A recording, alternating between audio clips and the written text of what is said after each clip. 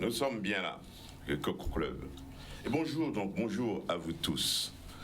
Vous qui nous regardez, là où vous êtes, sans oublier, comme je le dis souvent, les followers, les accros des réseaux sociaux. Merci de nous rester donc fidèles. Merci de nous suivre ce dimanche 22 janvier 2023. Un dimanche où il fait bon, assez bon, je dirais, en Guadeloupe, un peu ensoleillé, et qui fait des envieux dans beaucoup de pays continentaux qui traversent pour la plupart le grand froid. Un moment extrêmement neigeux, je dirais.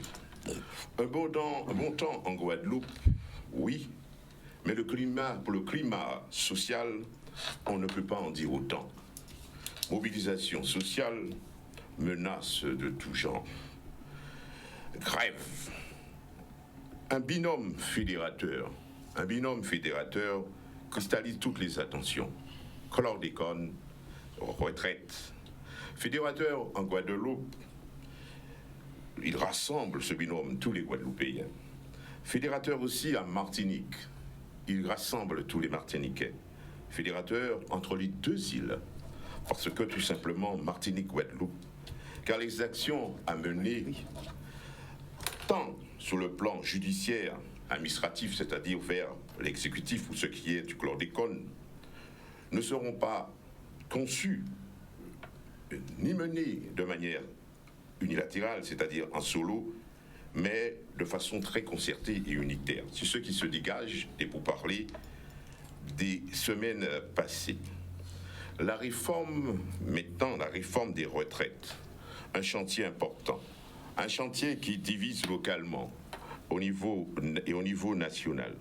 Mais la réforme, elle est nécessaire, voire indispensable, car le système est ultra déficitaire, il est sous tension, il risque l'explosion. Cette réforme doit être menée, doit être discutée. Elle doit être discutée au risque de nous enfermer, nous enfoncer dans ce que j'appelle l'égoïsme générationnel. Égoïsme générationnel qui se décline en deux formes d'égoïsme intragénérationnel, c'est-à-dire dans la génération, les contemporains, ceux qui perçoivent bien une bonne retraite et ceux qui en perçoivent une petite. Égoïsme aussi intergénérationnel, c'est-à-dire la génération à venir aura du mal à financer notre jeunesse, notre retraite. Voilà donc ce pourquoi que je parle donc d'égoïsme générationnel qui se décline donc dans les deux que je viens de préciser. Il faut donc impérativement, disons-le, je pense que nous serons d'accord là-dessus, il faut sauver notre système de retraite. Voilà donc, chers amis, d'abord à vous téléspectateurs et à vous, chers amis du plateau, clubistes, merci d'être là. Voilà donc le cocktail thématique, comme d'habitude, qui nous rassemble ce dimanche 22 janvier 2023. Je me fais le plaisir aussi de préciser le titre de notre émission, qui sera donc affiché à l'écran, le titre de l'émission, Chlordécone, retraite, la Macronie sous pression. Voilà donc, messieurs, les clubistes. D'abord, un grand bonjour bien appuyé. Je précise que notre ami Nico est en visio avec nous. Alors, Ramaï, comment ça va, spatial? Bien, bonjour à toi. Bonjour à tous ceux qui nous regardent, bonjour à la Guadeloupe, bonjour à ceux qui sont à l'extérieur de la Guadeloupe qui nous regardent et aux fans, parce qu'il y en a beaucoup, d'Éco-Club. Et je voulais aussi donner un petit coup de sirop. Ça arrive aussi de temps en temps de donner un petit coup de sirop, parce que ce matin, en allant à la messe, j'ai réentendu les cloches de l'église du Moule.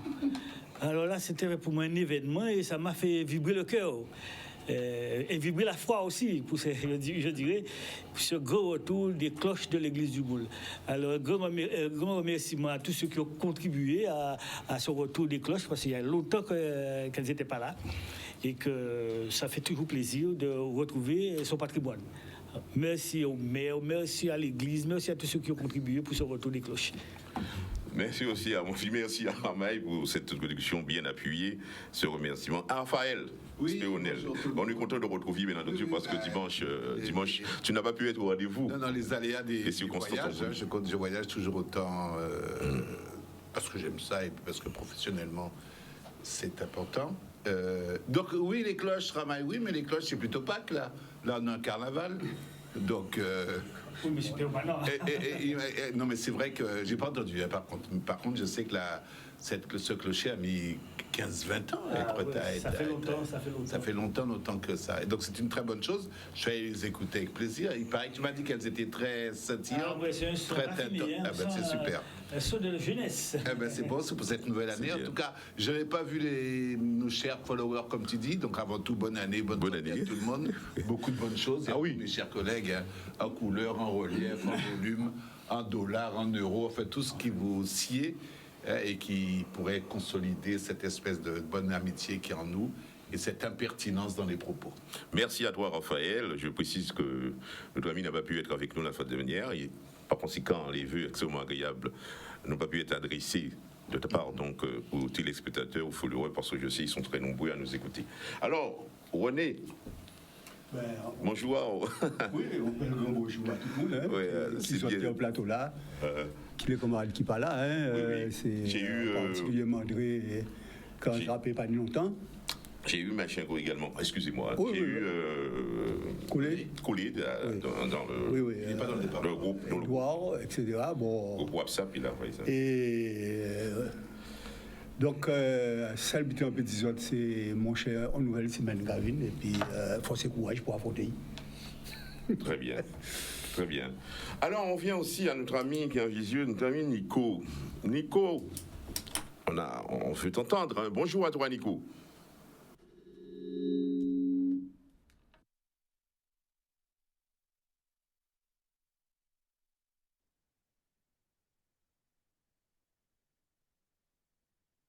Je ne t'entends pas, je ne sais pas si tu m'entends. Et on t'entend. Tu m'entends? Alors, moi, je salue tout le monde. Il fait un peu froid, mais l'esprit est chaud et le cœur aussi. Donc, on va voir dans le débat comment on va faire. En tout cas, bien bonjour à tout le monde. Raphaël. Alors, c'est dommage que Colin n'est pas là parce que c'était un sujet un peu technique. Il aurait été le bienvenu. En tout cas, avec nos petites connaissances, comme je disais, on va essayer de se débrouiller. Ouais. Très bien, donc à toi, Nico. Alors moi, je vais adresser quand même un bonjour. Je voudrais appuyer à quelqu'un qui suit bien l'émission. C'est monsieur Gustave Rima qui nous envoie des messages que je n'ai jamais rencontrés, mais en fait, nous avons l'habitude. Nous avons eu l'occasion d'échanger. Alors, en tout cas, bonjour à lui, bonjour pour ses réflexions concernant la qualité de nos émissions. Je l'adresse ce bonjour à monsieur Gustave Rimac. Alors, messieurs, nous allons donc lancer la musique. Faut-il avant tout préciser? Vous savez, souvent, je le dis parce que j'ai eu l'opportunité de l'entendre la semaine, et bien avant, vous savez, souvent, on entend dire la chlordécone. Et dans une rencontre, je crois que c'était au département, à la mairie de Pointe-à-Pitre, monsieur le maire de Pointe-à-Pitre, Durimel, a eu à préciser qu'il fallait qu'on s'en tienne et à dire tous les Guadeloupéens le chlordécone. Effectivement, j'avais eu quelque part où j'avais été invité, j'avais pris soin de préciser le là, et on m'avait répondu là parce que c'était la molécule. Mais lui, le maire de Pointe-à-Pitre, dans la personne de M. Durimel, il a eu à préciser dans ce forum-là qu'il fallait dire le. Alors moi, je relais tout à fait ces propos-là. Hein. Je crois qu'il faut effectivement dire le, et d'autant plus que lui, il a la manœuvre sur le plan judiciaire. Vous savez, lorsque vous portez plainte, vous formez des conclusions qui sont transmises à l'autre partie. Si vous commencez au début, vous mettez le, et après vous venez à là, on va vous dire que vous ne parlez pas de la même chose. Donc vous risquez aussi de faire ce procès-là. Ça fait penser au Covid aussi. Au Covid aussi. COVID. Voilà. Donc c'est une précision, je pense qu'elle est importante parce que souvent on entend parler, mais effectivement, parce que dans le débat judiciaire, c'est ça. Si vous mettez après vous mettez là, on finira par vous dire l'autre de la décision, vous ne parlez pas de la même chose. Donc il faut bien être d'accord si ça ne va pas aller. Merci à toi, Durimel, pour cette réflexion.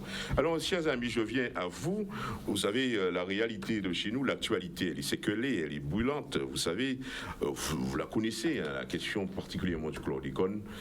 On va commencer par là. Alors, que cette actualité, je dirais, concernant le sujet, chlordécone, qu'est-ce que ces actualités vous inspirent d'abord? Parce que, quel est votre regard cette actualité? Parce que vous savez, il y a une dernière décision qui est tombée, une ultime décision judiciaire, et cela a été la question en quelque sorte, la plainte a été classée sans non-lieu. C'est ça, je crois.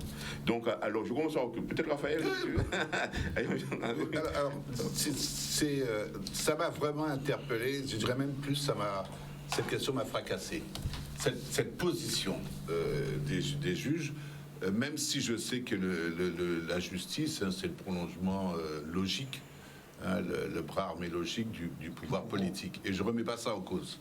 Hein, bon, il est difficile dans une décision comme ça d'imaginer qu'un juge va dédire sa décision politique. Alors donc, ce qui m'a fracassé dans ce truc-là, c'est la continuité historique du déni. Et ça, c'est malheureux, c'est insupportable, et puis c'est porteur de rupture, de choses très graves pour l'avenir. Cette continuité historique du déni, c'est celle de l'irresponsabilité de la décision, des engagements du politique face à l'histoire. Or, par définition, le politique s'inscrit dans l'histoire. Quel que soit, il y a une intemporalité du politique. Hier, aujourd'hui, demain, il y a une continuité de service, il y a une continuité de responsabilité, il y a une marque qui est portée par le politique et c'est sa spécificité. Donc là, il y a quelque chose qui implique la décision, l'acte de décision. Et je suis le premier à réclamer aux politiques sa capacité de décider. Il y a des atermoiements, et y compris de se tromper, mais de pouvoir aussi s'amender. Or, il y a dans l'histoire de la colonie, oui, parce qu'il faut appeler ça comme ça, on ne va pas jouer avec les mots, hein. Il y a une irresponsabilité par rapport à l'histoire qui est quelque chose de navrant dans une époque où on cherche la concertation, la vision commune, la réparation, la conciliance entre les peuples. Donc moi, c'est ça simplement. Quelle que soit la décision qui a été prise à un moment donné, on ne savait pas. Même si par ailleurs, dans une étude comparée, on s'aperçoit que d'autres pays avaient déjà pris des décisions avancées. Bon, imaginons qu'on ait raté le coche, mais prenez vos responsabilités. Sortir une décision, alors cette fois-ci juridique, disant qu'il y a non-lieu, etc. Excusez-moi, mais c'est se foutre la gueule du monde. D'un peuple, de morts, de blessés, de malades et de choix qui étaient des choix malheureux à un moment donné, mais qui peuvent être rattrapés, puisque c'était des choix. On a le droit de se tromper. Parce que le plus dur, c'est de ne pas faire de choix. Vous faites un choix avec toute cette cohorte d'individus, y compris locaux, qui ont été engagés dans cette prise de décision. On le sait pour un certain pharmacien de la Martinique, on le sait à l'époque en Guadeloupe, la chambre d'agriculture, etc. Un certain nombre d'élus locaux et de personnalités locales ont été aussi engagés là-dessus. Et ça, cette espèce de excusez-moi l'expression, de manger cochon me navre et me fait ne pas avoir confiance du tout, ni pour le présent, ni pour l'avenir, dans ces gens qui nous gouvernent. Parce que ce sont encore les mêmes au niveau de la continuité politique. Alors, c'est très bien dit, hein, problème de responsabilité évoqué par Raphaël, si ces conséquences extrêmement désagréables d'une telle décision sur notre société, sur notre ressenti. Voilà. Alors, je viens maintenant à notre ami René Beauchamp. René Beauchamp, on voit que le judiciaire traîne les pieds, manifestement. L'administratif, qui est l'exécutif, a annoncé, je crois, la couleur par le président actuel, qui en a reconnu, je crois savoir, responsabilité de la France là-dedans, n'est-ce pas? Mais le judiciaire traîne les pieds, manifestement. Alors, est-ce que vous avez vu nous ça? C'est point là ça, René. faut-il pousser le bouchon encore plus loin? Non, ça qui est clair. Hein. Bon, on croit que ça, Spéronel dit là, parfaitement. Condamnation universelle. Parfaitement clair. Hein. C'est-à-dire que ça pas un butin qui sur les partis qui a la France. Hein. Tous les États coloniaux qui pratiquaient le colonialisme, toujours dans le déni. L'Angleterre, par rapport à tout son scandale, c'était même l'idée là, vis-à-vis de l'Inde, c'était même le massacre qui fait donner. C'est le déni total. C'est-à-dire le refus de reconnaître, si vous voulez, la responsabilité. Le déni, c'est ça. Et là, vous regardez Adam Biden là, on va voir ces juges-là dans Biden qui a dit que les faits sont avérés. Ça fait dit qu'il n'y a pas de les faits sont avérés. Mais il est extrêmement difficile, comme la plainte a été portée 20 ans après, de pouvoir reconnaître les responsables. Alors que ça n'a pas vrai, ni des commissions qui fait, ni tout un certain nombre d'habitants qui fait, et ils savent bien. Tu vas parler de prescription. Oui, Aka dit ça, mais non, mais pas ni prescription. Ah oui, parce que oui, il n'y a pas la date où on a découvert le phénomène. Oui, c'est par rapport à la plainte, tu vas parler, mais pas ni prescription. Et le dommage est permanent. Mais oui, pas ni prescription. L'État en prend des machins, quelques mesures. Quelque part, on met des doigts à ça. À la justice, c'est que bon, c'est bien le parquet qui demande c'est pour apprendre le non-lieu. Hein. Alors, le parquet, ça dépend du ministère. Défenseur, dit-on, de la société. Du ministère de la justice, du garde des Sceaux. Et en fait, le parquet. Que l'on prétend être défenseur de la société. Et oui, mais son responsabilité politique, son domaine politique. Bon, et ces messieurs répondent à la demande politique là. Tout simplement, d'avoir. Si vous entrez dans un processus qui doit être mené, il faut dire qu'il est coupable. Et à partir du moment où on dit qu'il est coupable, du point de vue de la justice, là, on va dire qu'il est responsable, donc qu'il est coupable, il doit être mis un certain nombre de, si vous voulez, réparations à Annie, qui sont des réparations financières, qui sont d'autres types de réparations médicales, etc. Et c'est dans ce processus-là, ça, il ne faut pas rentrer. Moi, je crois que fondamentalement, c'est ça. Tout simplement parce qu'il faut garder la maîtrise des manières pour payer ces aborder pour question là, ça, problème là, ça, pour ne pas trouver dans une situation où il faut exiger d'ailleurs un certain nombre, juridiquement, quand mettre en porte-à-faux, un certain nombre de réparations. Et problème là qui est là, et ça qu'il faut faire, c'est faire sortir de justement posture de non-lieu là, ça, pour arriver à Kibité, à la nécessité d'un nier en procès. Puisque c'est ça qui va permettre d'enclencher tout un certain nombre de, à partir des responsabilités, tout un certain nombre de réparations au phénomène qui passe. Oui. Des réparations sur le plan médical, sur le plan de la prise en charge des gens, sur le plan de soutien financier à ces gens-là. Le fait que tout un certain nombre de maladies qui sont liées directement à chlordécone et tout ça, on ne peut pas demander ces gens-là ou payer encore pour soigner et tout ça. Ni tous ces problèmes-là, ça. Et si vous voulez, l'État ne veut pas qu'ils ont imposé un certain nombre d'habitants. Alors là, on va dire l'État, mais il y a aussi des responsabilités individuelles à la monde. Parce que ni monde qui signe papier, ni lobby qui agit, etc. Donc, il y a une co-responsabilité qui peut être, à un moment-là, ça, engagé à devoir aller. Et c'est ça, c'est ne veut pas aborder, parce qu'ils savent que ça va mettre devant. Et ça, en cas de ça, à pas par ni idéologie politique qu'à tel bien, puisque les gouvernements successifs qui couvrent bien ça, il y a aussi bien de droite qui de gauche. Droite qui de gauche. Pas ni question de. Il y a couvert ça. Et à niveau là, ça, en cas quoi que. Son insulte forte, son mépris fort. Alors là, on va attendre quand Coca dit oui, je conçois le mépris, parce qu'il dit ça. Hein, je conçois, je comprends, moi aussi, mais il y a beaucoup de touche. Non, véritable problème. Il y a un problème. Juste un mot. Oui. Indépendamment de la question des réparations, qui est, à partir du moment où on est dans l'ordre juridique, c'est du pénal. Donc, il y a quelque chose de scandaleux pour l'esprit. Et pour la vie commune, la cohésion sociale et sociétale. C'est l'idée que des faits avérés puissent être complètement séparés de la responsabilité des acteurs. C'est gravissime. Ça veut dire qu'on est où là-dedans? Si on décide ensemble de vivre en société, c'est une décision. Et que maintenant, on voit bien que la société est en crise et on va en parler par rapport à ce nombre de choses. Le fait social, le fait sociétal est un fait de garantie collective et de couverture collective. on décide, l'homme est un animal social, mais c'est aussi un animal tout seul. Si on décide de vivre ensemble, si donc à partir de là, des faits avérés, des faits posés ne sont pas couverts par une responsabilité politique, c'est qu'on est dans une jungle, par le haut. C'est inacceptable. Et après, on va demander à des jeunes, à des délinquants, des gens d'en bas, d'assumer des trucs. Mais comment voulez-vous qu'ils assument, eux, à leur niveau, si en haut, au niveau de l'exemplarité, au niveau de la décision, de l'initiation de l'action, il n'y a pas cette reconnaissance-là. Donc, il y a quelque chose de gravissime dans l'ordre du vivre ensemble. Je crois que c'est ce discours aussi qui est tenu un peu partout. Alors, rapidement, je voulais dire quelque chose sur le là, etc. À un moment donné, il y a toujours des gens qui lancent des confusions pareilles. Alors que ce soit au niveau de la justice, qui lancent des confusions. La Covid, c'était la même chose. Tout à fait. Bon, alors, en te disant, oui, c'est parce que c'est la molécule. Alors, comme c'est la molécule, on dit la chlordécone. Non, c'est pas la molécule. Il n'y a pas de molécule, c'est un génome. C'est important. Et c'est le génome.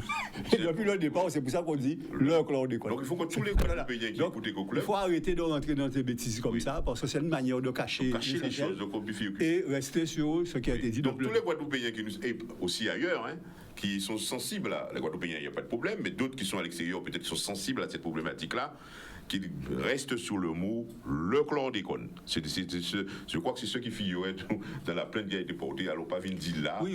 Non, mais scientifiquement, c'est ça. Voilà, c'est très important, ça le dire. Et s'il y a autre chose à préciser là-dessus, eh bien, nous avons l'adresse mail, la personne pourra écrire pour faire part de ses points de vue là-dessus. Alors, je viens directement à Ramaï. Ramaï, manifestement, quand on regarde les comportements, à la fois particulièrement du judiciaire, il y a une volonté de ne pas remettre en cause un système qui a préexisté dans l'année même où on a utilisé le chlordécone, n'est-ce pas? Il y a une volonté de ne pas remettre en cause ce système-là, puisque tout est fait, la preuve en est, la prescription évoquée, etc., etc., etc. Alors, on en aimerait t'entendre là-dessus, Ramaï, l'actualité, quel est ton regard là-dessus? De toute façon, c'est quelque chose qui est avéré, qui a commencé depuis un certain nombre d'années et que aujourd'hui, ça prend des allures pour certaines de découvertes, notamment pour, je dirais, nos différents responsables. Aujourd'hui, tout le monde essaie de lever de bouclier. Oui. Ce qui est tout à fait normal, c'est exact. Il y a un constat, c'est qu'il y a eu chlordécone pendant un certain nombre d'années, des dizaines d'années, qui a contaminé la terre, qui a contaminé l'eau, qui a contaminé la mer, et indirectement les animaux et les hommes. Donc ça, c'est les hommes et les femmes. Enfin, les hommes avec un grand H. Oui. Donc ça, c'est incontestable. Maintenant, il s'agit on cherche des coupables. Moi, à mon niveau, je pense qu'il ne faut pas orienter cette affaire-là sur le plan idéologique. On a parlé beaucoup de réparation concernant l'esclavage. Aujourd'hui, on parle de réparation concernant le chlordécone. Donc, demain, il y aura peut-être autre chose. Mais je pense qu'il ne faudra pas. C'est pas tellement dans cette direction-là que j'aurais orienté mes investigations. Je dirais tout simplement. Alors, la personne qui tombe malade de chlordécone. Dans un premier temps déjà, l'État a mis la détection à faire des analyses gratuitement dans les laboratoires. Et il me semble bien, sans certificat médical, il faut aller directement pour demander son taux de chlordécone. Ça depuis peu, hein? Oui, c'est dans le plan, quel plan? Je crois que c'est le troisième plan. Et c'était toutes les parties. D'abord à la Martinique, et qui est arrivé en Guadeloupe. Mais effectivement, c'est pas vieux. Mais il fallait connaître la situation, de quoi parle-t-on, et de l'importance de cette affaire-là. Peut-être qu'il fallait reconnaître la situation. Oui, il y avait toute une série de démarches juridiques, de reconnaissance. Et depuis, on a vu que les gens ne se bousculent pas pour se faire tester. Il y a eu un certain nombre de tests qui ont été faits gratuitement. Et la plupart de ces tests révèlent un taux de chlordécone pour certains inférieur à ce qui pourrait causer des dégâts au niveau de la santé. et d'autres, pour la grande majorité, il n'y a pas de chlordécone. Pour cette. Maintenant, quand il y a chlordécone, on parle de taux de prostate un peu plus élevé ici, aux Antilles françaises, que dans l'Hexagone. Pour l'instant, il n'y a pas de relation directe pour savoir si c'est lié au chlordécone. Mais cependant, que ce soit chlordécone ou pas chlordécone, on est malade, on a un cancer de la prostate ou autre chose.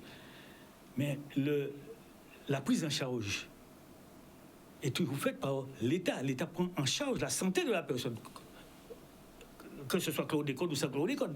Donc, moi, je ne vois pas trop quelle retombée de plus qu'il y aura si demain il y a reconnaissance des coupables. Ben, on ira peut-être chercher la tête de ceux qui ont demandé l'utilisation. Est-ce que c'est une solution? Qu'est-ce que ça va nous...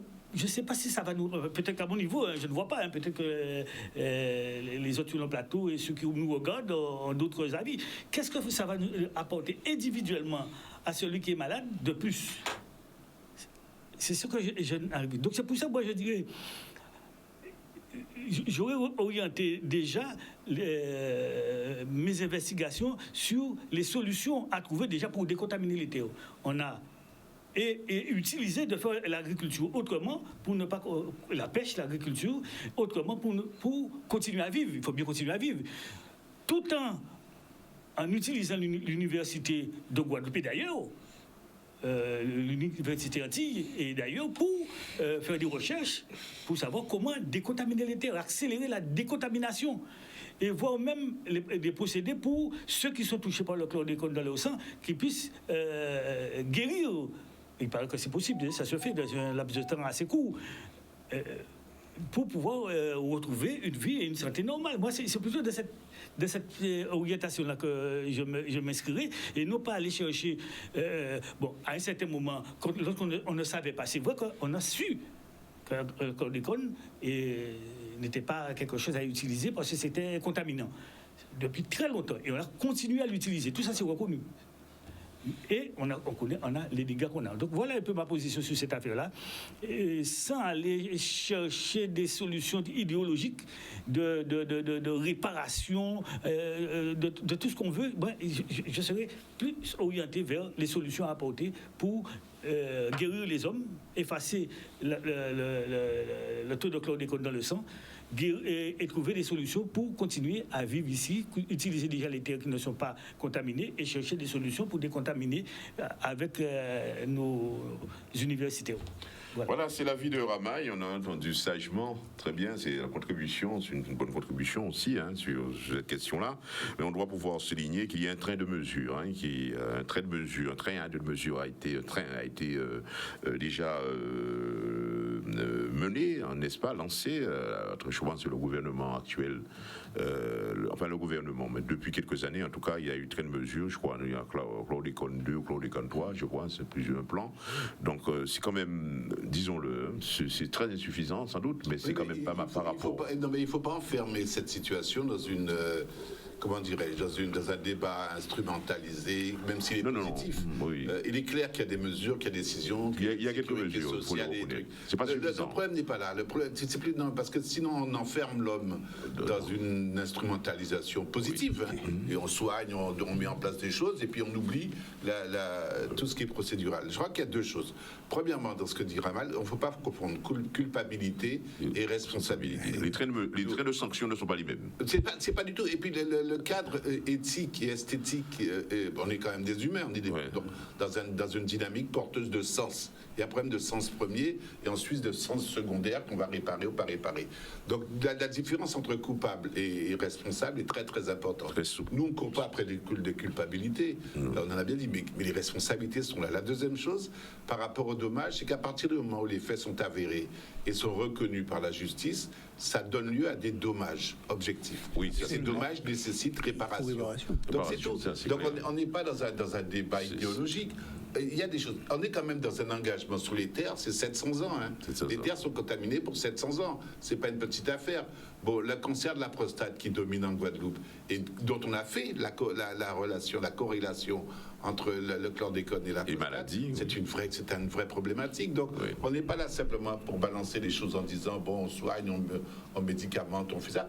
Oui, c'est le moins normal. Ça existe, ce système existe déjà.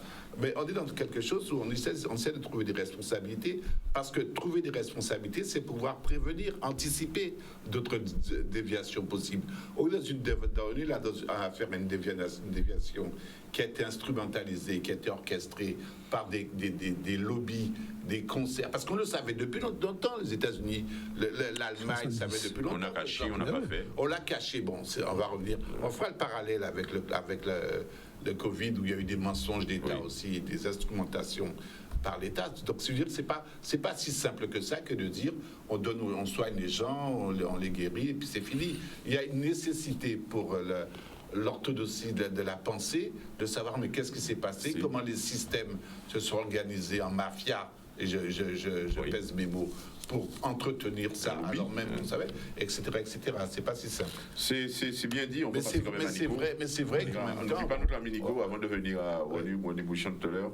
On passe à notre... Alors Nico, là où tu es avec nous, tu as entendu les différents... Voilà. En tout cas, tu as entendu les analyses, ça donne sans doute l'envie d'abord de compléter et peut-être de rebondir. Alors cette actualité, quel est ton regard là-dessus? Je ne vous vois pas, d'abord. Est-ce que vous me voyez, comme dit quelqu'un? Allô? Le technicien ajuste la technique, hein, pour que tu puisses... Ça va, Moi, tu nous vois? Non, je ne vous vois pas. Si vous me voyez, ça va. En tout cas, tu peux y aller, on te voit. Super, ok. Alors, Jean, moi, je vous trouve, pardonnez-moi, hein, bien gentil. Je ne sais pas si c'est le froid qui me fait réagir comme ça, mais non, mes amis, il ne faut pas rester calme, hein, face à cette situation-là. Et parce que les magistrats eux-mêmes, dans le rapport qu'ils ont communiqué, ils sont extrêmement sévères sur la situation. Ils disent 3 choses simples. Ils disent, premièrement, c'est les gars de la banane, les patrons de la banane, c'est une bande de salopards. C'est ce qu'ils disent. Bon.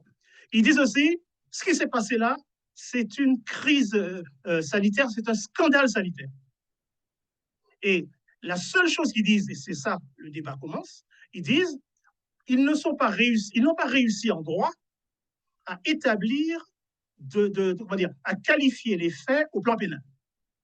Mais ils disent aussi que dans la mesure, et je dis ça à Raymond, dans la mesure où il est établi aujourd'hui qu'il y a un lien de causalité directe entre la substance chlordécone, hein, le pesticide, et les dommages causés à la population, il faut aller vers un autre tribunal. Voilà. Donc eux, ils sont beaucoup plus sévères que tout ce que j'ai entendu pour l'instant. Non. Ce qui se passe là est grave, et Raphaël a raison, parce qu'on tente de couvrir la culpabilité des gens. On tente de ne pas aller chercher chez les coupables. Et peut-être que, et c'est là je suis d'accord avec vous, quand on tente de couvrir le coupable, on a peur qu'on tente après de couvrir le responsable. Mais ce n'est pas vers là qu'on s'en va aller. Si on se fixe au rapport qui est communiqué, parce que le rapport est public, hein, Mediapart a rendu public tout le rapport. Les 300 pages sont accessibles sans payer, il faut aller chercher ça. Donc, ça veut dire quoi? Ça veut dire que précisément, d'abord, il y a appel de la décision. L'ordonnance, Harry Durébel et les autres ont fait appel. C'est normal. Et peut-être que la chambre de l'instruction ne va pas suivre les juges d'instruction. Et peut-être qu'elle va ouvrir un volet culpabilité. Et culpabilité, ce sera parce que, entre nous soit dit, c'est ça le scandale. Le scandale, c'est pas qu'on risque d'être réparé, parce que ça, c'est clair. Ça, hein, Raymond, il n'y a pas de doute possible quant aux réparations qui sont devant nous. Les juges d'instruction eux-mêmes disent que la causalité est établie maintenant entre le pesticide et les dommages. Donc, si eux le disent, et ils disent que comme maintenant c'est établi, un autre tribunal, hein, une autre instance que le pénal, peut prendre en compte cette affaire-là et chiffrer les responsabilités. Donc, il faut qu'on soit véillatif, comme on dit, pour savoir comment, quand on va rentrer dans le champ de la responsabilité, pour qu'on puisse être indemnisé, comment, les terres, tout ça. OK. Bon. Mais dans le volet pénal, pour l'instant, on n'y arrive pas. Hein? Alors que moi, je crois que même nos étudiants en première année, en deuxième année, peuvent établir qu'on est clairement dans une infraction pénale. Il y a tous les éléments du pénal là-dedans. Et c'est ça qu'il faut, qui est le déni de justice dans le premier volet. Mais je vous assure, hein, si nous restons debout et mobilisés et nous mettons en route la responsabilité des acteurs, il n'y aura pas de souci. Hein. La France et les tribunaux ne pourront pas, à la face du monde et face à notre mobilisation, passer à côté de la responsabilité. Le volet culpabilité pose un problème et c'est pour cela que l'appel est fait et on attend de voir ce que la chambre de l'instruction va décider. Donc, ne soyons pas conciliants. Hein, les gens de la banane sont des salopards. C'est un scandale inadmissible. Et je ne sais pas depuis quand on a trouvé très peu de chlordécone dans le sang des gens. Non, 90% de la population est atteinte par ça. En France, ce serait la révolution s'il y avait ça. Nous sommes résilients, nous capables, tout ça, mais c'est un scandale. Et soyons mobilisés pour qu'il y ait aussi des coupables. Parce qu'un homme politique qui autorise un produit, alors qu'il sait qu'il est toxique, alors qu'il sait qu'il faut, alors qu'il donne du temps pour écouler les stocks, et ça, c'est pas pénal. Mais il y a tous les éléments du pénal. Il y a l'élément matériel, il y a l'élément légal, il y a l'élément moral. Je ne vois pas vraiment comment, ici, là, hein, ils vont échapper au pénal. Voilà ce que je voulais dire sur cette question-là, peut-être un peu de manière vive, mais je pense que nous ne devons pas, minimiser ce qui se passe, parce qu'il s'agit de la vie des gens, il s'agit sur le corps des Guadeloupéens, et ça pour des siècles et des siècles. Non, ça mérite, je pense, qu'on soit plus sévère et qu'on dénonce ce déni de justice.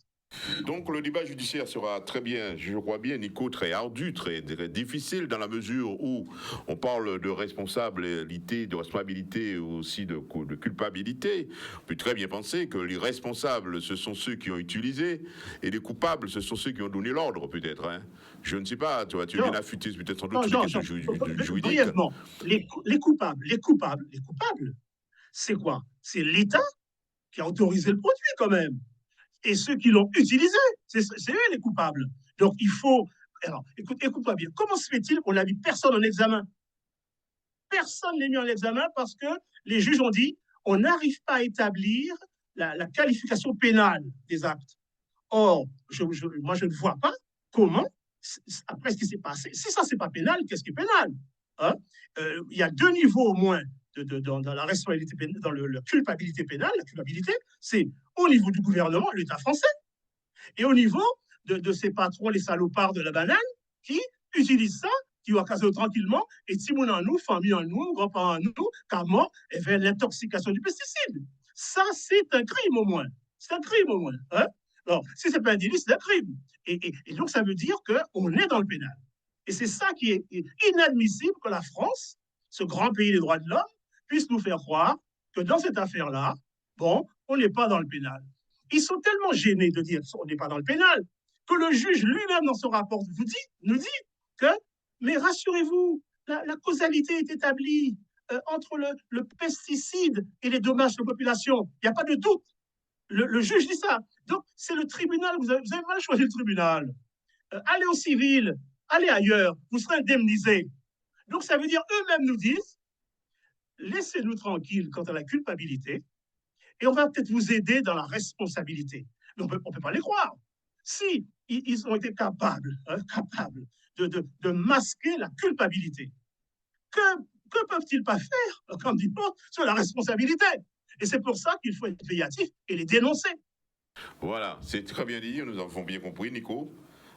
Alors, oui, Edouard avait, René avait à dire. D'éviter quand même.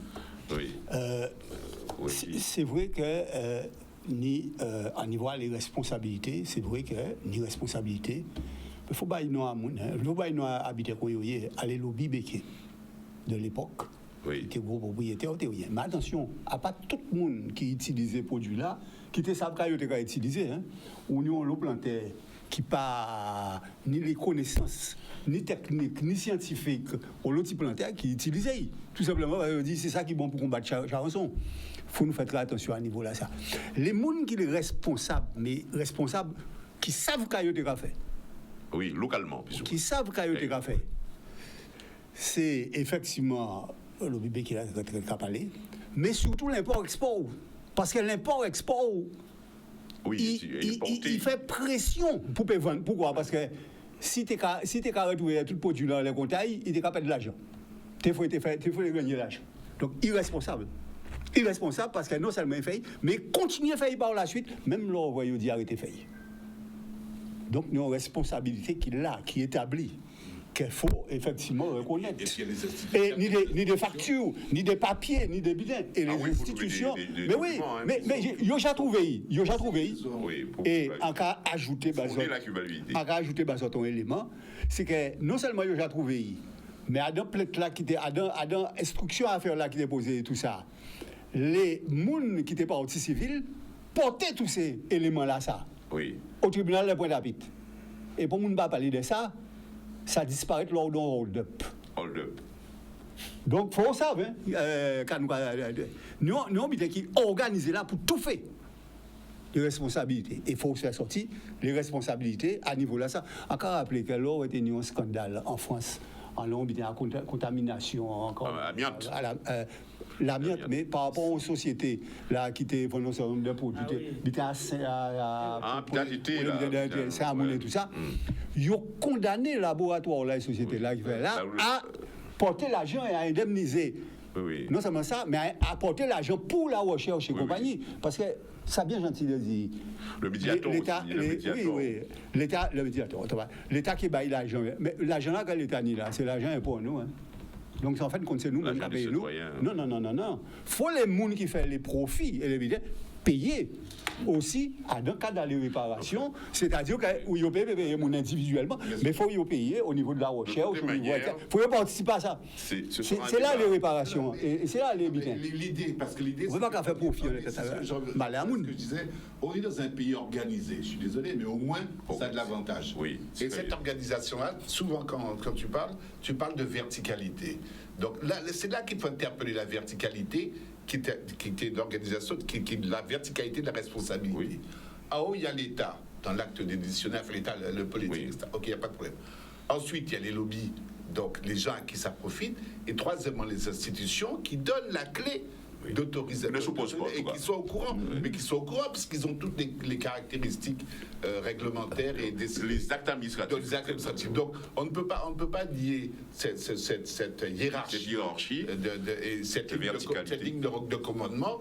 Et par définition, quand on parle de ligne de commandement, on parle aussi de responsabilité, sinon c'est pas possible. On est dans quoi? Et puis, pour le terminer, on va préciser aussi, vous savez, même au niveau international, lorsque la Cour pénale internationale va rechercher, on recherche. Non, mais en cas de ça, tout simplement, parce que ni les petits plantaires qui ont trouvé victimes habitées à ça, et il y a des gens, c'est eux qui ont empoisonné le monde, parce que pas de bois dans ces habitées à ça, il n'y a pas de connaître rien dans toutes ces qualités habitées à ça. Il faut nous faire très attention. Regardez l'autre jour là, ça qui passait pour problème à mûrisserie, les bananes là, les bananes qui ont fait. Eh bien, sont un groupe bien particulier qui fait ça. Et il y a qui c'est tout planté. Non, mais là aussi, on dit. Faut nous faire très attention. Mais là aussi, il faut les petits planteurs, les gens qui travaillent à Kazaïo, les salariés. Il faut y organiser ces victimes-là. Ça faut y organiser. Parce que si vous, victime, vous travaillez avec un monsieur Y, vous pouvez attaquer monsieur X qui est plus loin, parce que vous ne travaillez pas. Non, mais il y a la chaîne de responsabilité. Il faut bien savoir qui est attaqué dans cette affaire-là. Et cette chaîne de responsabilité, c'est aussi une chaîne de valeur. Donc c'est une chaîne de valeur et c'est une chaîne de valeur ajoutée. Et quand l'instruction va s'intéresser à ça, il va devoir s'intéresser à comment cette valeur ajoutée a été conduite, comment cette chaîne de valeur a été conduite et où sont les responsabilités par rapport à ça, et à contrario, va pouvoir définir les choses. Une réaction de Raymond sur cela, et puis on va passer à la publicité, puisque la main on fait signe. Oui, je crois avoir dit ce que j'avais à dire sur cette affaire-là. Cependant, personne ne nie qu'il y a eu contamination, qu'il y a eu un certain nombre de malversations. Maintenant, est-ce qu'il, je répète, hein, est-ce qu'il faut véritablement, parce qu'on attaque un point de l'économie du pays. Donc, à un certain moment, et jusqu'à aujourd'hui d'ailleurs, cette économie fait vivre allez, 50% de la Guadeloupe environ. Est-ce qu'il faut aller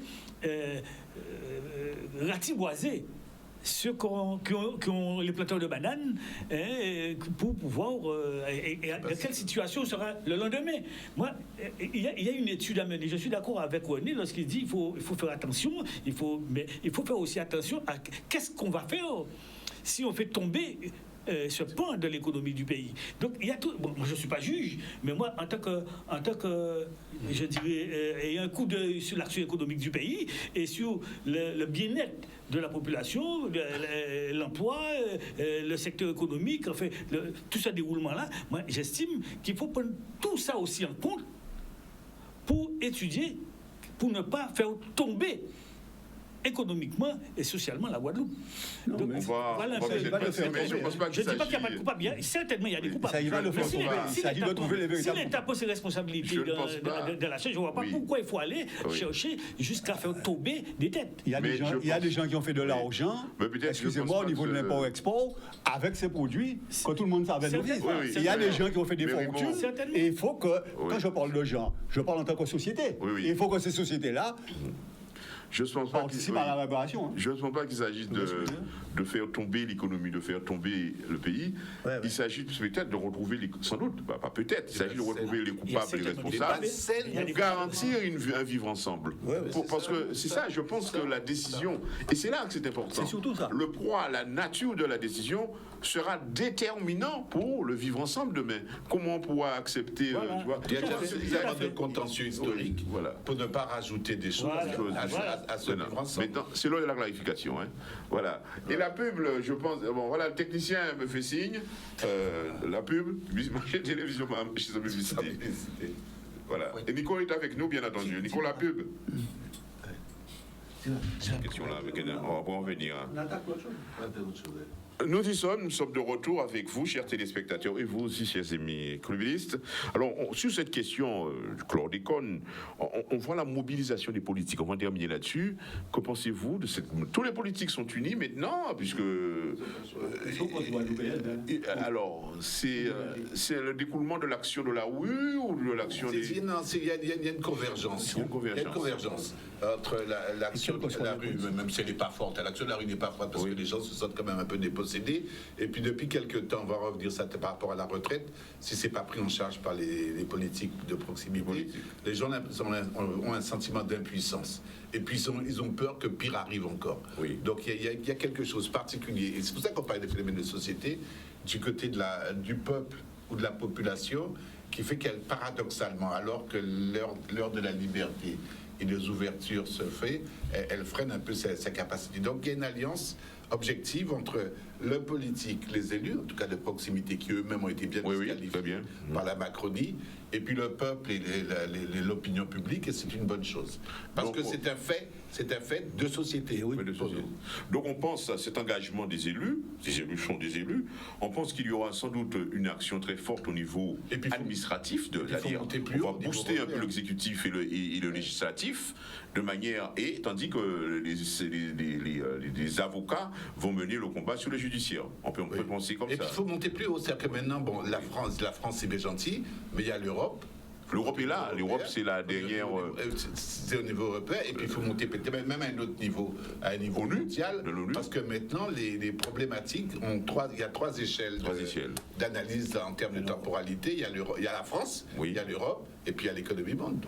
Il y a une chose à savoir, c'est que dans le lignage qui a été...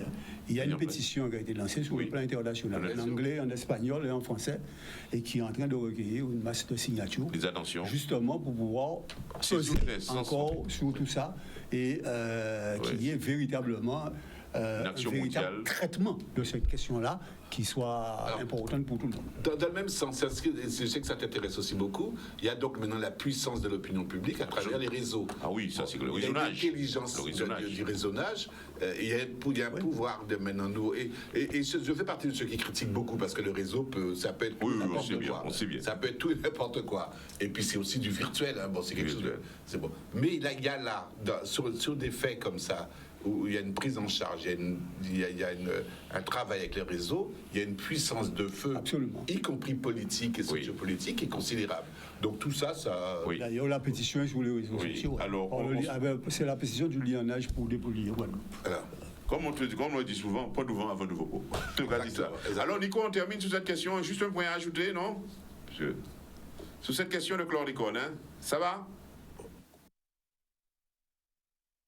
C'est bien, on n'a pas confondu culpabilité, qui est en échec pour le moment, et responsabilité, qui est grand ouvert. Hein, ça, c'est une chose qui est importante. Et ce qu'on veut, c'est qu'il y ait autant de coupables que de responsables. Bon.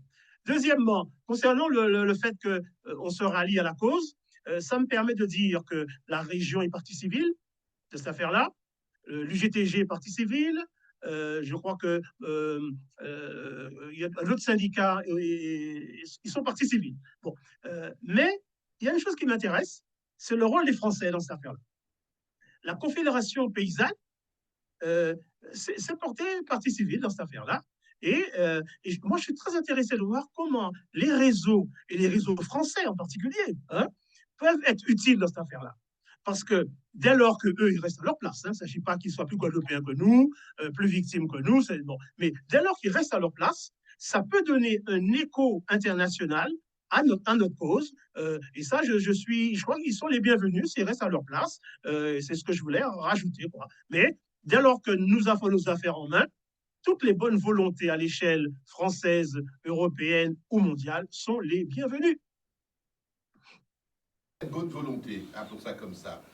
C'est pas que ça. C'est vraiment véritablement, et c'est le propre des réseaux, la transversalité autour d'un intérêt commun. Oui. Qu'est-ce qui va se passer? Bon, le chlordécone, c'est un pesticide. Toutes les configurations, les réalités, enfin, Il y en a d'autres.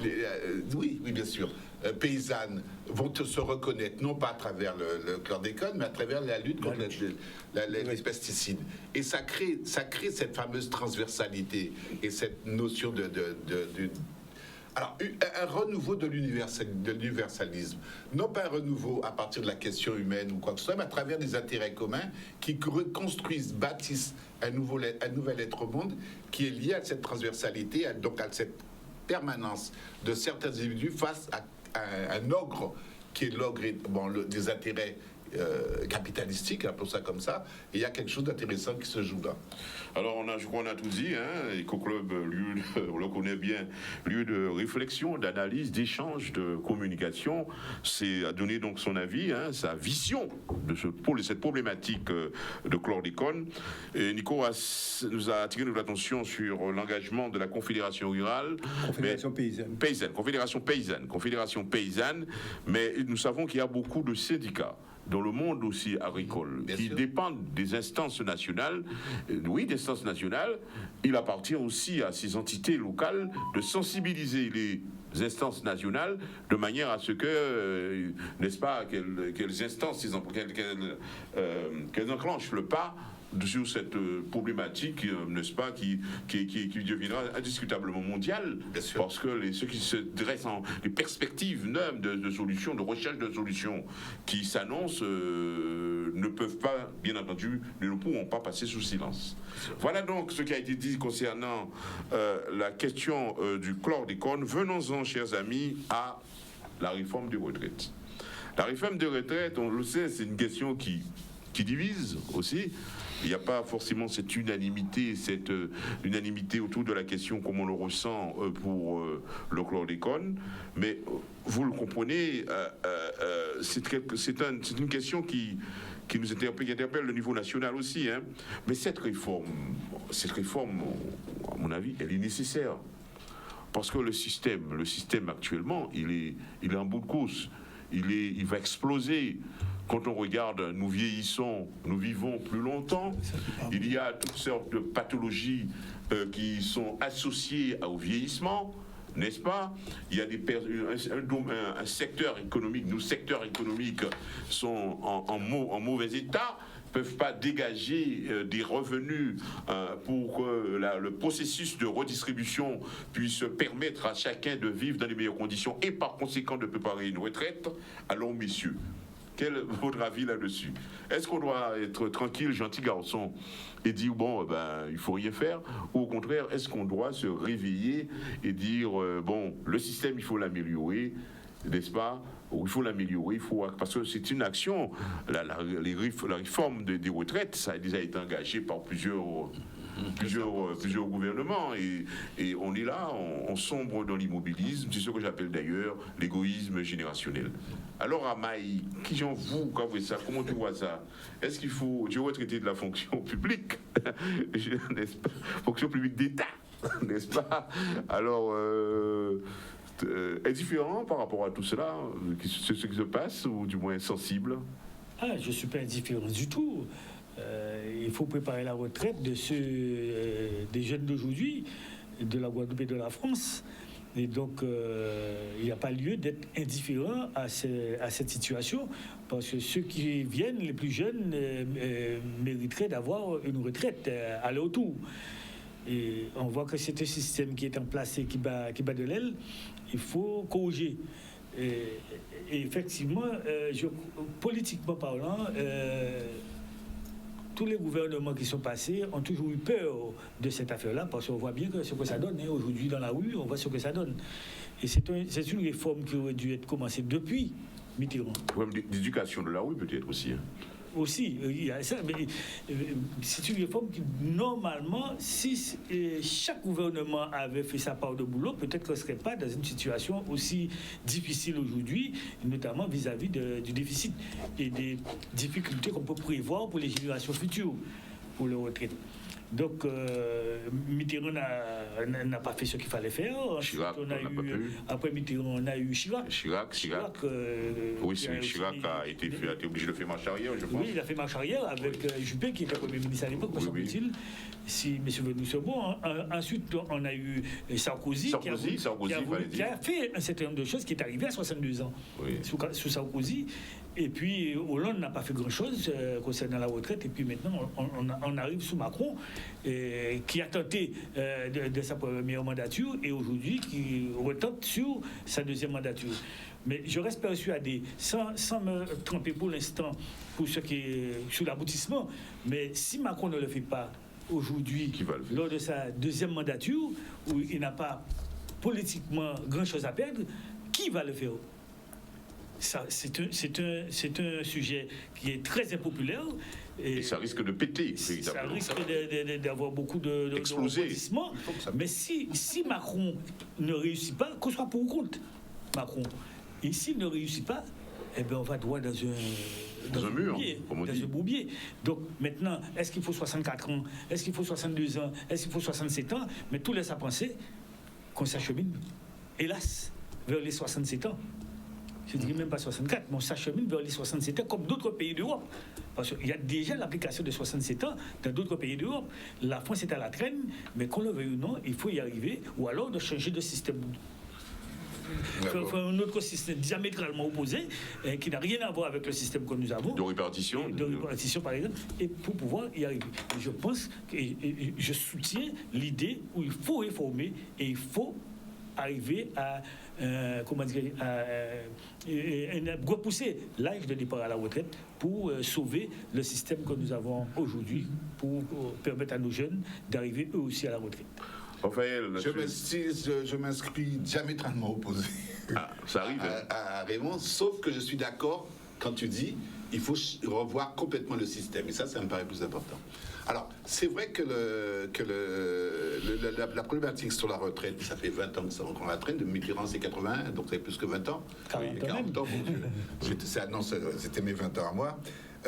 Ça veut dire que c'est ce qu'on appelle un serpent de mer.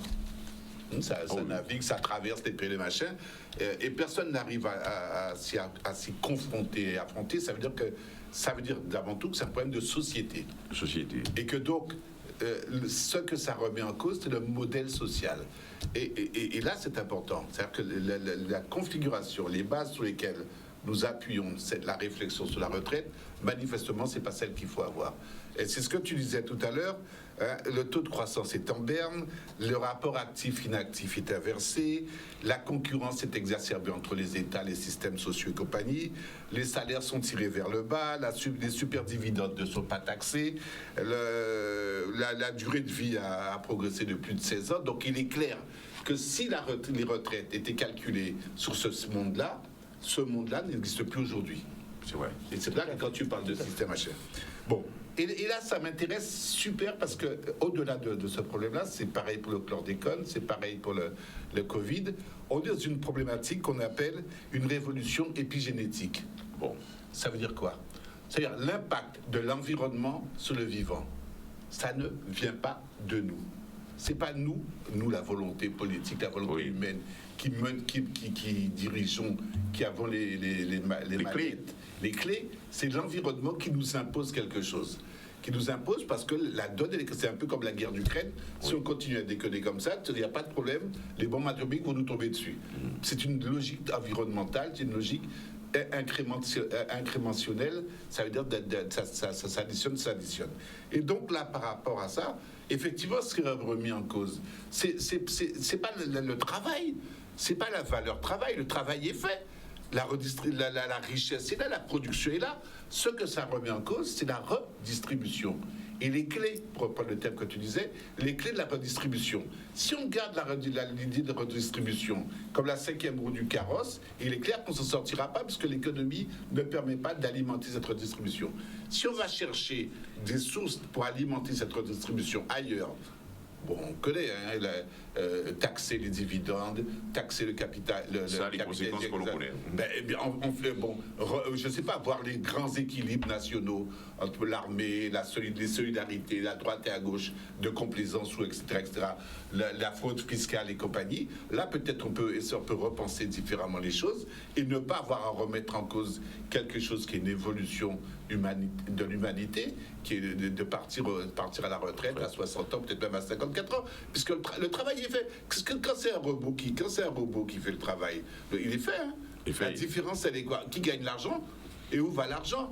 Le travailleur lambda, l'agriculteur lambda, qui est remplacé par une machine, il n'a pas demandé d'être remplacé une machine. Mais si la machine est là, tant mieux. Ça, il y a moins de pénibilité, il y a moins de fatigabilité, mais n'empêche que le travail est fait. Donc, où va l'argent?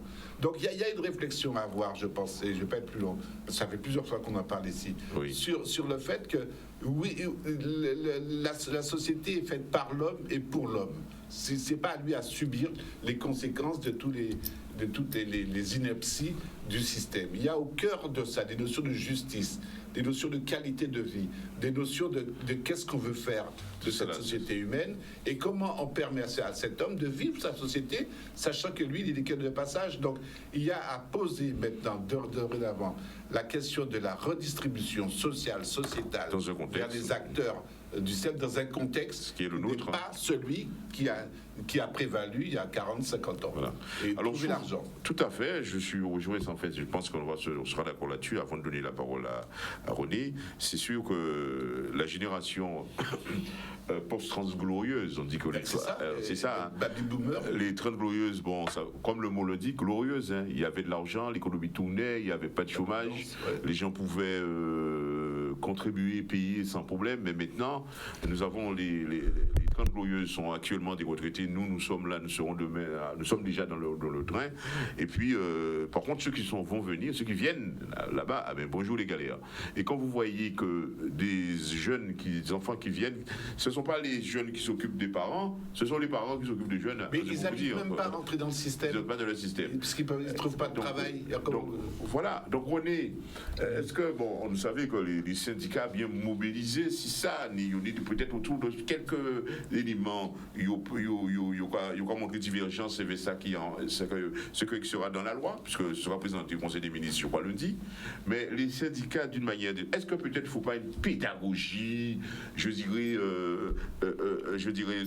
sans idéologie prise, idéologie forte, en tout cas là-dedans, Mais faudrait-il qu'il y ait une pédagogie à l'intérieur du syndicat pour défendre les intérêts des uns et des autres et surtout le système qu'il faut prévoir. Alors, non, mais on va signaler que si vous regardez Jean Bidaka posé en français, puisque ni Jean Bidaka posé en français, Jean Bidaka posé en Guadeloupe. En Guadeloupe, c'est différent. Ça, c'est la Guadeloupe, c'est différent. Non, nous revenons à ça, Peter. Mais Jean Bidaka posé en France, on va rendre compte que ensemble les organisations syndicales, ils ont toutes. Et il y a des idéologies différentes, on va signaler. Oui, unitaire, unis. Il y a toutes, ensemble, qui ont refusé et les 64 ans et les 43 annuités. Il y a tout ensemble qui ont refusé. Toutes. Donc, il y a un réel problème. Il ne faut pas parler de pédagogie. Hein. Bon, sinon, ça veut dire qu'à un moment-là, ça, on va penser que nous avons réfléchi pour couillon alors. Il n'y a pas de couillon. Il y a aussi un bureau d'études, il y a aussi un travail qu'il faut faire à niveau là. Il y a tout le cas refusé. Donc, il faut entamer un dialogue avec eux. Et dialogue là, après un dialogue, vous pouvez faire semblant de discuter avec eux, mais tu vois, après ça, mais c'est ça vous décidez, puisqu'il y a apporté un certain nombre de propositions et de solutions à les questions là, ça. Il faut savoir aussi, lors vous mettez un bulletin comme ça, départ à 64 ans ou autre, ou 65, les conséquences humaines que ça nie. Ni les gens qui peuvent travailler à 64 ans. Mais ça, c'est pris en compte quand même. Attends, non, même dans le même métier. Oui. Ni des gens qui peuvent travailler à 64 ans, ni d'autres qui ne peuvent pas travailler. Moi, un métier enseignant là, moi, on sait ça, hein. Ni d'enseignants qui peuvent être à 64, parfois, ni même carité de pita. Mais ni qui psychiquement, ils ne peuvent pas encore. Hein. Ils ne peuvent pas encore. Non, ils ne peuvent pas. Parce qu'ils ont usé. Oui, excusez-moi. Moi, en très clair, on est ça. Entre Adam, ni enseignant, ni des enseignants, vous l'avez bien affûté pour fonctionner. Oui, non, mais il est content, il a vu faire courir bien, il n'a pas de problème, il a corrigé copier. Mais laissez-moi dire que souvent, mais c'est pourquoi j'apprécie la modification de ça. Non, mais je termine, excuse-moi. Sarkozy avait changé les choses un petit peu. Il y a des enseignants. Donc là, l'un a fini, copie, habiter, a mis des messieurs, il a passé la nuit à aller. C'est qu'on pas fait pour ça. Il faut pas toujours être machin. On pas rentrer dans ces problèmes-là, ça. Ni des enseignants qui ont usé physiquement plus vite que d'autres. Oui, c'est la nature de l'homme, mais tout ces bidons ça. Donc, il faut savoir bien que le traitement-là, à un moment-là, il faut regarder toutes ces conséquences-là. En plus, on va augmenter le nombre d'années. C'est-à-dire le nombre de temps qu'on a arrêté qu'à cotiser. Or, ni des possibilités d'agir autrement. Hein. Vous parlez là de taxer un certain nombre d'habitants, mais ni d'autres possibilités. Hein. Bon, maintenant, à quoi suivre un certain nombre de débats, hein. Même si ça peut être posé de manière différente, mais à quoi suivre tout un certain nombre de débats. Bon, maintenant, justement, à dans le débat-là, il a expliqué, c'est pourquoi il a expliqué que, ne serait-ce que arriver à l'égalité de traitement entre hommes et femmes, la sécurité sociale a gagné 14 millions. Oui, ça c'est Donc, ni d'autres pistes. 14 milliards. Oui. Les femmes sont les 14 millions. Ça a montré qu'il y a ni d'autres pistes. Les femmes sont les Mais Bougat a quand même parlé d'ailleurs que au péni taxation, mais au péni même augmentation à les cotisations qui, ou pas obligé de arriver à celui-là pour rééquilibrer. On a signalé, dans des débats toujours, quand on a parlé, on a dit que en réalité, à partir des retraites qui étaient en déficit, la caisse de retraite qui était en déficit, c'est la caisse maladie qui était en déficit. Donc, à niveau là, ça, et que c'est ça qui va. Une réalité aussi, c'est que ni à peu près 20 ans en France, c'était ni 21, c'était à peu près 2,1 actifs pour un retraité. Actuellement, on est 1,1 pour un retraité. Donc, c'est pas possible. Si vous voulez, effectivement, on nécessitait, par rapport à ce système de répartition-là, ni des réformes. Mais ces réformes-là ne peuvent pas obligatoirement qu'à traduire par, si vous voulez, augmenter simplement l'âge et les annuités. À niveau là, ça, nous avons un gros problème. Et à vie en moins, réforme là, ça, il a posé un certain nombre de problèmes dans la société française, d'injustice même qu'il a créé. Parce qu'il y a un lot de monde dans la société française qui même lors arrive à 64, arrive à 64 ans là, parce que les deux conditions pour rentrer. Lors arrive à 64 ans là, mais le nombre d'annuités qu'il y a gagné, bien sûr, à part aussi qu'il y ait les seniors, qui ont fait des rois et tout ça, ils ont payé tout le monde dans situation là, ils ont retrouvé dans une situation au contraire, retraite à plus faible qui s'arrête du actuellement. Donc, si vous voulez, ni un certain nombre de problèmes de fond qu'il faut aborder de manière correcte et pas. Alors, on va parler d'idéologie. Si on va parler de Macron, réforme là, c'est une réforme idéologique. Hein. Bien sûr. Après, une réforme qui est basée sur les réalités et le consensus, etc., c'est une réforme idéologique. C'est une réforme qui a préservé les intérêts financiers les plus puissants, etc. Et ça, c'est un oui. Alors, si nous parlons de la Guadeloupe, à présent, non, notre problème. La Guadeloupe, c'est peut-être nous pouvons finir avec la Guadeloupe. Et qu'il faut nous parler de la Guadeloupe, donc la situation là. Notre émission, oui. En tout cas, c'est bien entendu. Alors, Nico, sur cette question, on a envie de t'entendre là-dessus. La question de la retraite, tu as entendu nos amis clubistes, alors. On doit... La première chose, c'est que cette réforme-là, elle n'est pas justifiée. Elle est injustifiée. Contrairement à ce qui se dit, elle est injustifiée. Pour une raison simple, c'est que l'an dernier, elle a fait 900 millions d'excédents. Cette année, elle a fait 3 milliards d'excédents. Donc, ceux qui veulent nous faire croire que le système est menacé, c'est de l'idéologie. C'est l'idéologie. Les faits ne sont pas ceux-là. Jusqu'à l'horizon 2030, ça tient la route. Donc, ça veut dire qu'il n'y avait pas de priorité à faire cette réforme-là maintenant, si ce n'est du politique. Donc, première chose, je pense que je dis c'est pas justifié. Deuxièmement, elle est injuste. Elle est injuste parce que l'effort de la solidarité est mal réparti. Toujours en France, les ultra-riches payent que 2% de leurs revenus dans la contribution à l'impôt, ce qui n'est pas normal. Mais tout ça, c'est connu, mais ce n'est pas ce qui me préoccupe le plus. Ce qui me préoccupe le plus, c'est ce que Raphaël a dit. Et moi, je dirais que c'est injustifiable.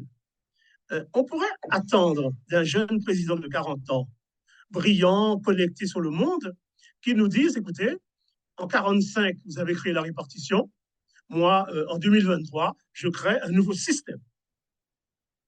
Eh bien non. Macron, se transforme en mécanicien, il est dans le paramétrique. Alors qu'on s'attendait à ce qu'un jeune président, intelligent, brillant, nous fasse du systémique.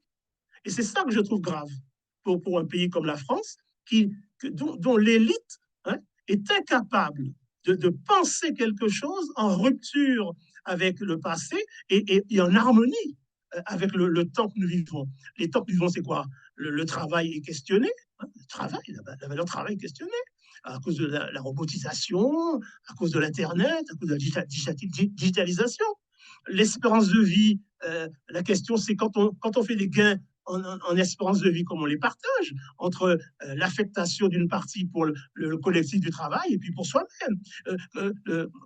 Comment on affecte les gains de productivité en temps libéré d'une part et en temps pour la machine à faire tourner. C'est ça. Les vraies questions sont celles-là. Et là, la déception, et Macron, à mon avis, inexcusable, c'est de ne pas être capable de poser, et comme disait Raymond Ramaille tout à l'heure, si lui, il hésite à le faire alors qu'il n'a pas d'échéance politicienne devant lui, c'est une catastrophe. C'est ça qui me préoccupe le plus. Donc, cette réforme, à mon avis, je le dis, elle est injustifiée, elle est injuste, et c'est injustifiable pour ne pas dire impardonnable. Alors, chers amis, on quelques minutes encore, mais on a bien constaté, Nico, nous avons deux références en termes de modèle, c'est la répartition et la capitalisation. En Guadeloupe, je ne sais pas, je crois que ce sont les deux qui existent, hein. Mais en Guadeloupe, il y a aussi, comme on dit, on arrive à l'âge, à la vieillesse, c'est le porte-monnaie. On est fatigué, mais quand même, on essaie de tenir le coup. Donc, notre espace d'analyse, c'est forcément, Nico, répartition et capitalisation. Donc, je ne vois pas, sans vouloir défendre X ou Y, peut-être président. Mais c'est la source, on est bien d'accord. On est d'accord. C'est un peu de la source. La source répartition, elle est tarie. Puisque le système est essoufflé. Le système est essoufflé et on ne voit pas comment il va redémarrer. On a perdu le marché du travail par rapport à la concurrence, par rapport à la mondialisation, par rapport à l'automation, par rapport à la robotisation, par rapport à tout. Donc, et le numérique arrive. Donc l'homme, de toute façon, plus ça va aller, plus il va être exclu du travail. Mais le travail est fait quand même. Oui. Donc le problème, c'est comment on dégage de la valeur ajoutée, comment on la redistribue sur les hommes. Le système par capitalisation, mais le capital n'est pas attaqué. les sources même du capital, que ce soit par rapport aux dividendes, que ce soit par la fiscalité du capital, c'est pas Raymond, c'est pas moi, c'est pas qui dégageons du capital en tant qu'individu. Donc en reste, c'est un maquignonnage. Donc il faut véritablement réfléchir de manière systémique sur la manière de faire rentrer de l'argent, parce que l'argent est là, parce qu'il est là, et peut-être poser le problème sociétal, politique, des grands équilibres. Si le social, si les personnes âgées, si l'humain ne fait pas partie de ça, et là je reviens à ce qu'on disait sur l'idéologie, réintroduisons l'idéologie à sa vraie place. L'idéologie à laquelle j'appelle, c'est quoi l'humain? Où est-ce qu'on le met? Alors, est-ce qu'on le met au cœur, comme on disait, ou est-ce qu'on le met au début et à la fin? Alors, au début, comme on parle de l'humain, et à la fin, on est pour le bénéficiaire final doit être l'humain, ou est-ce que c'est lui qui est au cœur et qui subit toutes les conséquences des incuries du système? Donc, il y a une vraie réflexion à avoir, une réflexion idéologique, et l'idéologie, c'est qu'est-ce que vous faites de l'humain? C'est un sujet ou c'est un objet? Je ressens du Maslow. Oui, il y a ça aussi. Oui, dans l'analyse de philosophie.